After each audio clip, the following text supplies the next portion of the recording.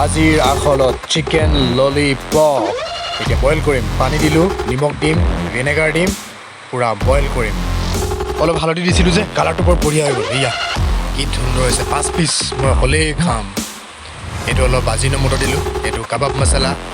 যিমান মছলা চব দি দিব লাগে আদা নহৰু পেষ্ট হালধি চয়া চচ অকণমান ভিনেগাৰটো বইল কৰোঁতে দিছিলোঁ অকণমান তেল দিলোঁ এইটো ৰেড চিলি পাউডাৰ এইটো হৈছে বেচন কৰ্ণফ্লাৱাৰ এইটো হৈছে কালাৰ ফুড কালাৰ